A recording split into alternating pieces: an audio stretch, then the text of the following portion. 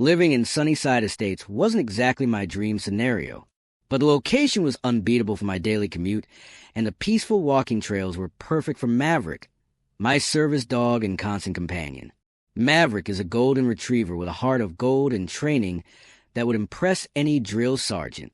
He helps me manage PTSD, a lingering shadow from my military service overseas.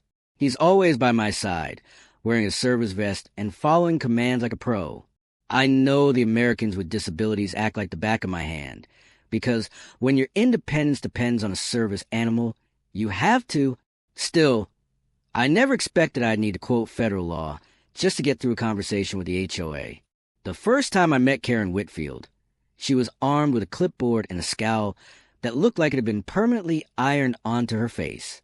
"I'm the president of the HOA," she announced like I was supposed to bow or something. Her eyes dropped to Maverick, who sat calmly at my feet, ears perked. "I don't believe I approve the dog in this community," she sniffed. I kept my tone polite. Maverick is a service animal, not a pet. He's protected under federal law. She huffed, muttered something about people always finding loopholes, and stalked off. I should have taken that as a red flag. In the weeks that followed, I received 3 different violation notices. One for my grass being a 1/4 inch too tall, another for my mailbox being the wrong shade of beige, and each one felt less like a concern for the neighborhood and more like a personal vendetta, black, and my garbage can be invisible from the street for approximately 45 minutes after collection. Each notice came with Karen's extravagant signature, complete with a passive-aggressive smiley face that felt more like a warning than a gesture of goodwill. I complied. Trimmed the grass, painted the mailbox, hid the trash like it was evidence in a crime scene. I didn't want trouble, but I had a sinking feeling these petty violations were just the beginning. Then came the monthly HOA meeting. Karen stood at the front like a dictator addressing her subjects, clipboard in hand, proposing a new rule: all animals, including service animals, must be registered with the HOA and wear board-approved identification at all times.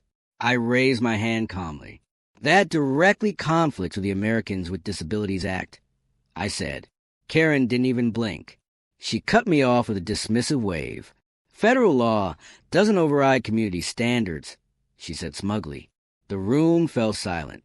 A few neighbors shifted uncomfortably in their seats, eyes darting away from mine, but no one said a word. After the meeting, Karen cornered me outside, her breath reeking of stale coffee and spite. "If you want to be difficult," she hissed, "I can be difficult too." I didn't respond. I didn't need to, but I had a feeling she wasn't bluffing. Sure enough, that weekend, I was enjoying a rare, peaceful morning on the front porch. Maverick was dozing at my feet, the sun warming his golden coat. I was halfway through the newspaper when a shadow crossed my lawn. It was Karen. Khaki shorts, polo shirt, and the same clipboard, now paired with a spray bottle clenched tightly in her hand. "Your dog is violating the new pet ordinance by not wearing HOA-approved identification," she announced loudly, making sure the neighbors could hear every word. I looked up calmly. Maverick is a service dog. The HOA cannot override federal law. And by the way, that rule hasn't even gone into effect yet. Her face turned crimson. "I'm tired of you military types thinking you're above the rules," she snapped, stepping closer to the yard. "If you won't comply, I'll handle this myself." Before I could react, she raised a spray bottle and blasted Maverick in the face. Maverick yelped and stumbled back, pawing at his eyes. I was on my feet in an instant, stepping between them. "What the hell is in that bottle?" I demanded. Karen just smirked. "Relax. It's just a vinegar and water solution.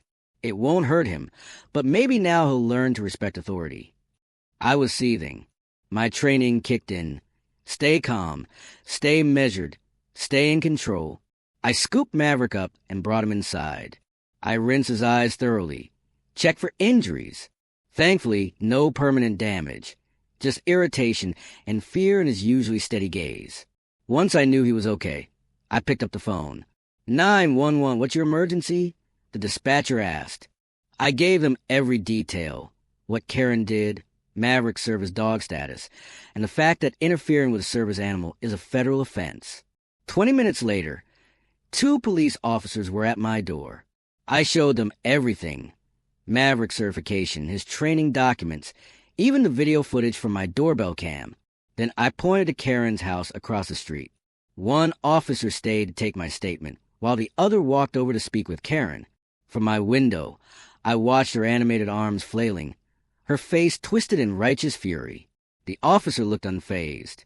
When they both returned, their expressions told me everything. The officers told me that Karen had, in fact, admitted to spraying Maverick, but claimed she was merely enforcing community standards. They made it clear that she had crossed a serious line. They explained that interfering with a service animal is a federal offense under the Americans with Disabilities Act, punishable by hefty fines, and even jail time. What's more, her actions qualified as animal cruelty under state law. Then came the question, would I be willing to press charges? Yes, I said without hesitation. Minutes later, Karen Whitfield was being escorted to a police cruiser in handcuffs, still yelling about how she'd be evicted, how the neighborhood would turn against me. But something was different this time. People weren't turning away. They were watching. I heard one neighbor mutter, "She's finally gone too far." Another approached me quietly after the commotion died down. "I'm sorry for not speaking up at the meeting," she said. "We've all been scared of her for too long." Her eyes drifted to Maverick, who was once again calm and steady, the very picture of grace under pressure. The legal process moved quickly. Karen was formally charged with interfering with a service animal, animal cruelty, and harassment. Her initial court appearance was almost surreal. She showed up in high-end designer clothes, flanked by an expensive-looking attorney, who grew visibly more uncomfortable with every new piece of evidence: video footage, witness statements, service dog certifications. The judge was unwavering. "Community rules," he said sternly, "do not override federal law, especially not laws protecting disability accommodations." While Karen awaited trial, an emergency HOA meeting was called. I went with Maverick by my side. To my surprise, nearly every homeowner showed up. The vice president of the board stood, cleared his throat, and called for a vote of no confidence in Karen's leadership, citing her reckless actions and the legal liability she had brought upon the neighborhood. The vote was unanimous.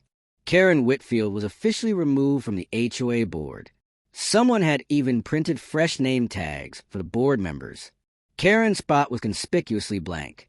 When the criminal case concluded, Karen agreed to plead guilty to a reduced charge in exchange for a lighter sentence. But the judge didn't let her off easy. She was sentenced to 30 days in county jail, a $5,000 fine, 200 hours of community service at a local animal shelter, mandatory education on disability rights. As the judge read the sentence, Karen's face shifted from shock to rage to the slow realization that she had finally encountered a rule she couldn't bend or break. "But I was just enforcing the rules," she said, her voice barely a whisper as the bailiff approached. The judge leaned forward, eyes sharp. "The most important rule, Miss Whitfield, is to respect the law of the land and the people and animals it protects." As Karen was led away, our eyes met one final time. Gone was the smug superiority. In its place was something quieter, humbled, human. She mouthed something. It might have been, "This isn't over." But we both knew it was. Beside me, Maverick sat tall, alert, and steady, the very image of a true professional. I reached down, scratching gently behind his ears. He leaned into my hand with quiet reassurance.